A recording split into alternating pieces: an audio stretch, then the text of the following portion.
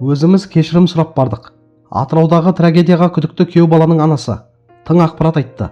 Атырау облысы Жангелдин елді мекенінде орын алған қайғылы жағдайға күдікті деп танылған Сұлтан Сәрсемалиевтің анасы келінінің ата-анасына қатысты тың дерек айтты. Бұл туралы Алаш.kz сайты хабарлайды. Сұлтанның анасы марқұм құда-құдағиымен қатынасының қалай болғанын түсіндіріп, келінімен алғаш танысқан сәтін еске алды. Отбасын көрмедің бе?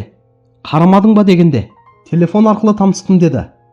Ортасын, тектілігін қарамадың ба деп, күмәнмен сұрадым. Ұзату болған жоқ.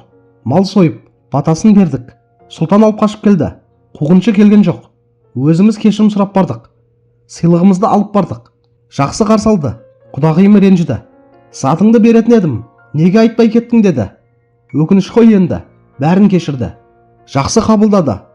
Құдағиым жақсы адамдар еді. Тек ренжитінім, 2 жыл бойы қызына келмеді. Ауырып жатыр ғой енді. Неге келмеді? Келіп бір маңдайынан сүйіп, қызым-ау, бір реніш болған болар. Кешір деп айтпады. Жұмбақ күйінде қалды. Әлі күнге дейін ойлаймын, деді анасы. Қадірлі көрермендер, бұл сөздерді оқығанда екі жақтың да ішкі өкініші сезіледі екен. Ананың да жаны ауырып отырғаны көрініп тұр. Құдағимен алғаш танысу, алып қашу, кейін кешірім сұрап бару, бәрі ауыл өмірінде кездесетін жағдайлар сияқты. Бастапқыда бәрі жақсы қабылданған секілді. Ал 2 жыл бойы қызына келмеді дегені аналық реніш шығар мүмкін. Әр ата-ана баласының жағдайын білгісі келеді.